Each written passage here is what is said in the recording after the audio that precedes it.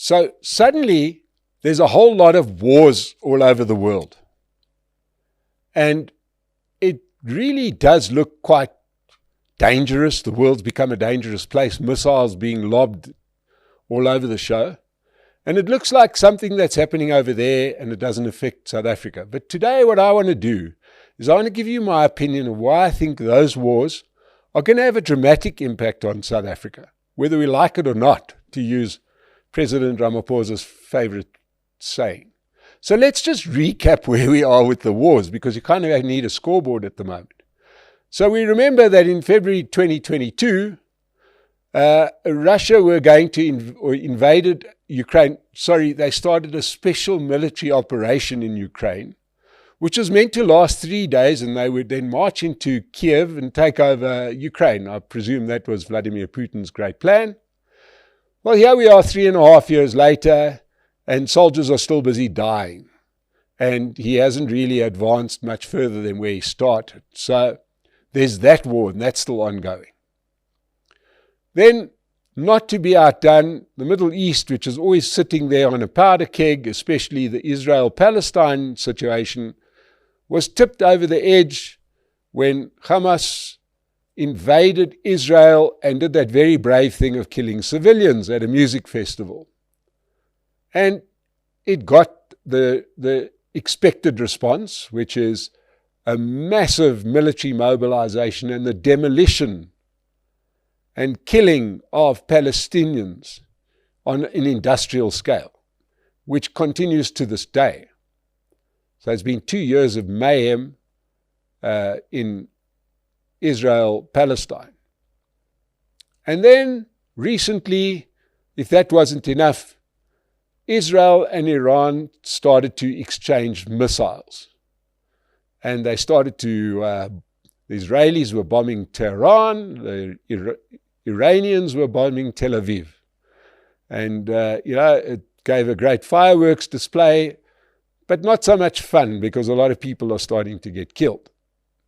To put the little cherry on the top, America uses some of its big weapons to go and blast what were Iranian, which they had identified as Iranian nuclear sites. All sounds like a hell of a mess, and not too clear what the objectives were. But let's see where South Africa fits into this. Well, South Africa have made a few very, very big diplomatic calls over the last 2 decades, more like 15 years, kind of from the time Jacob Zuma took over, where the ANC, they have finally enacted a policy that they wanted to do from the start, and that is to move further and further away from the West. Reason being is that they see the West as having been supporters of the apartheid government, and the East as being supporters of the armed struggle. Okay, you can argue that if their support was coming from the Soviet Union, Ukraine was also part of the Soviet Union. Therefore, why are they supporting Russia over Ukraine? I don't know. They must, and they can explain to us. But I'll explain that to you in a second, because it will make perfectly good sense. So the natural inclination that the ANC has is to go towards countries that weren't part of what we would have called the First World, the West, the global North. Oh my Lord, there's so many names for it.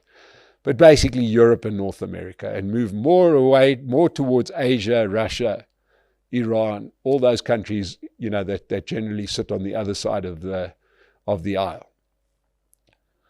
This was really cemented in many ways by our entry into BRICS. Now, BRICS is an interesting phenomenon. BRICS was started out as a financial research paper done by a financial analyst called Jim O'Neill, who wrote an article saying that the future of the global economy could lie in the hands of 4 countries: Brazil, Russia, India, China, and he called them BRIC because it worked. So if you had to put them in the right order, it would have been China, India, Brazil, Russia. But that didn't quite make the acronym that he was after, so it was called BRIC. And the thing that was unique to those four countries was two things. Very big populations, lots of people, as well as they had opened up their economies. In other words, they had ditched socialist business and started to open their markets, free markets, and as a result were making tons of money and had dramatic economic growth. And we've seen it today in China, we've seen it today in India, we've seen it in Brazil.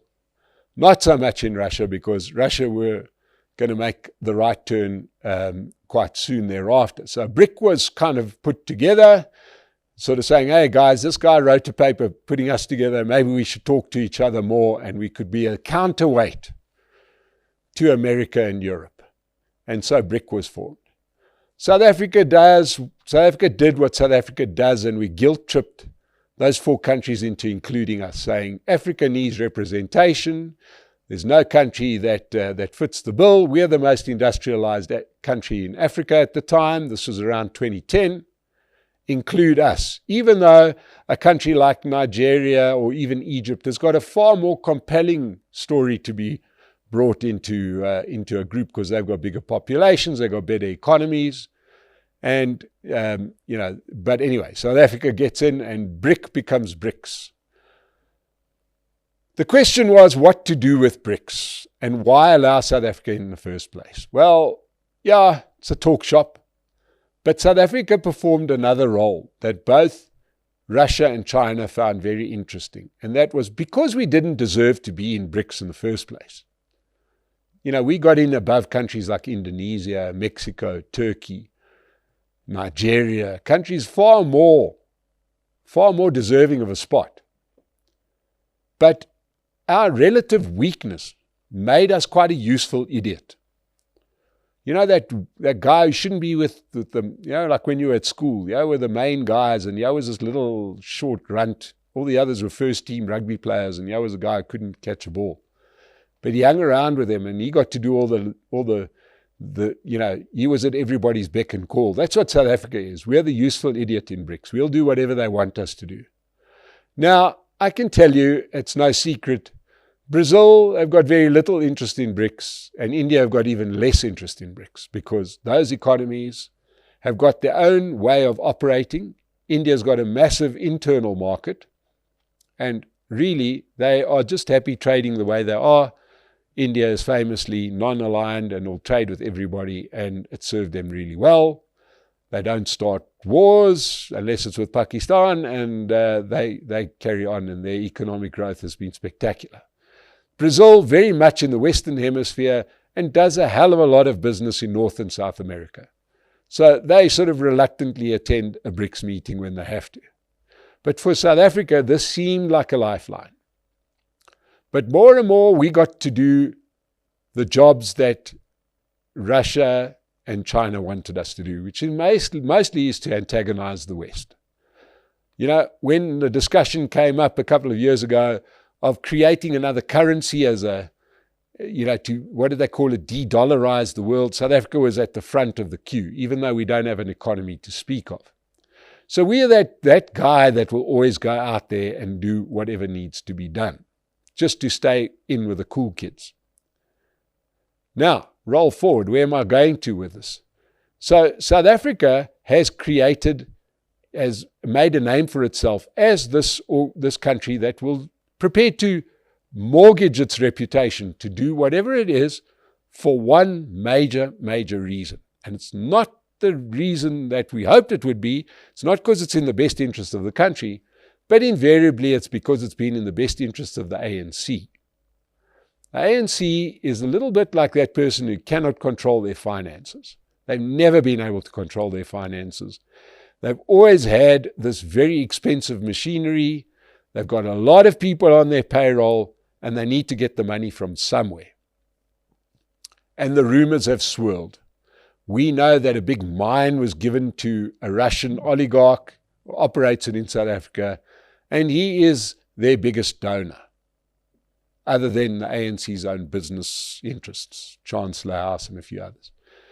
Victor Vekselberg is his name, or something like that. Anyway, the point is that the Russians already fund the ANC through this. Then, what seemed like a hell of a coincidence, when South Africa took Israel to the International Court of Justice, just at that time, the ANC was at one of those points again when it couldn't pay salaries and heading towards a general election. Suddenly, it could pay salaries after it took Israel to the International Court of Justice. And suddenly, it could pay salaries and run an election. And the talk has been that the money comes directly from Iran. There's also talk about whether South Africa is a supplier of uranium to Iran. The point is that South Africa is falling quite comfortably into a block of countries that are very happy to challenge the West. There's also a lot of rumor that the funding for Mkhonto weSizwe, which must have been considerable, there's a very good relationship, let's put it this way, a very good relationship between Jacob Zuma and Vladimir Putin. And that's what the talk is. So, here we've got a situation where we suddenly have all of these wars. And they all boil down to three countries that are supporting each other logistically in all of these wars: Russia, China, and Iran. And we know that the Russians and the Iranians have had a very, very close relationship, because most of the drones that Russia have used to fight their war in Ukraine have been Shahid drones, which they source from Iran. And now we get Russia supporting Iran in their war against Israel.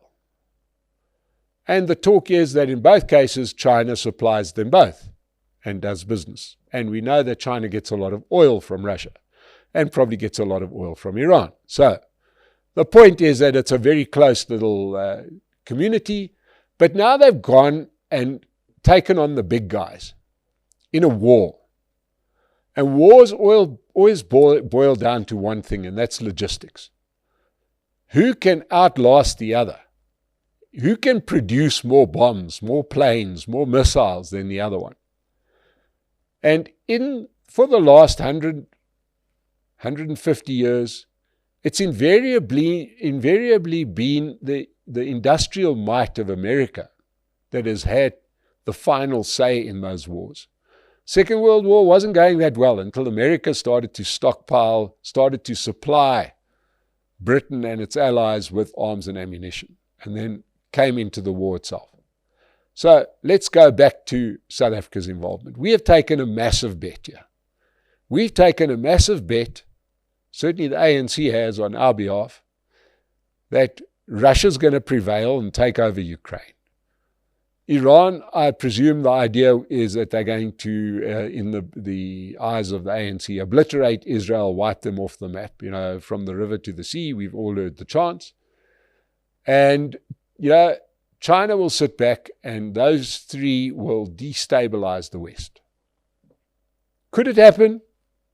Yeah, maybe. Doesn't look that good. Russia couldn't even get past, 1/5 of Ukraine in 2.5 years. So I'm not sure how well that one's going. 3.5 years, I should say. Iran versus Israel, well, we don't know. Doesn't look that good at the moment. So what happens if, let's look at the two scenarios. Russia, Iran, China prevail. What does that look like? Well, it looks like Vladimir Zelensky gives the keys to the presidential palace in Kiev to Vladimir Putin, and he does what? I don't know. It's been very unclear as to what his objective was from the start. So he takes over Ukraine. Big deal. And what happens? Israel says, yeah, you're right, we give up. We'll all leave. I don't know. They've got nuclear weapons. Highly unlikely. I think that there's going to be a third alternative. And it's the way most wars end, with a whimper, not with a great big surrender. This isn't World War II. We're never going to have something like that. In actual fact, what's going to happen is these countries are going to go back. There's going to be a truce. Russia will give back some of the countryside of Ukraine that they've taken over. Iran will agree to lay off Israel for a while. Israel will stop bombing Gaza. The Chinese will go back to business saying, I don't know what wars you're talking about. And everybody will just get back to business. But it'll leave those countries in a different political frame of mind, far less likely to want to have wars, especially Russia. Iran, there's a revolution forming. Certainly it might not be a physical revolution, but people might want to get rid of the Ayatollahs and run a proper country. They'll stop funding these terrorist organizations like Hezbollah, Hamas, and the Houthis. But also, they might stop funding organizations like the ANC and Umkhonto we Sizwe. And that will have serious implications. And why do I think that's about to happen? Because just this week, the Minister of Finance spoke about changing political party funding, saying that the state should fund political parties. In other words, the state sets aside X amount of money and you divide it on the performance at the last election. And nobody's allowed to get money from outside of that funding. Well, that might suit a declining party that's going to get money based on their performance in the previous election. So ANC would get 40% of the money. But if you're a growing party, it may not suit you. And that way it sort of caps everybody where they are right now. If he's suggesting that, then I think that they've already got financial problems. Because I think those coffers have already run dry. I think that Iran's not returning their calls because they've got bigger worries on their mind. So what I'm saying to you is these wars are looking quite bad at the moment, but to me, all of them look like they're about to come to an end sooner rather than later, and let's hope that I'm right. But it will have implications because there'll be a peace negotiated, and the peace will be negotiated quite differently to the way that some of the people in these wars think it's going to be negotiated.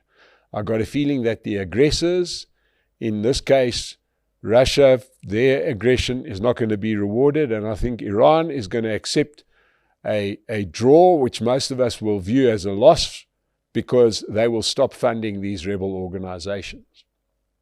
Israel will have a change of government, and political parties in South Africa will need to find alternate funding. So I'm sorry that you've had to sit through me croaking here for the last 15 minutes, but please support Pace Car Rental. They sponsor us. Please like and subscribe The State of the Nation. Thank you. When it comes to getting around South Africa, Pace Car Rental makes it easy. Whether it's a quick run to the airport, a month-long rental for business, or a vehicle to help grow your hustle, Pace has the right wheels right when you need them. With a wide range of reliable cars, vans and bakkies, flexible rental terms, and friendly service you can count on, South Africans trust Pace to keep them moving. Plus, use promo code SONA and get a special discount on your next rental, because every journey deserves a head start. Reliable, affordable, proudly local. Pace Car Rental.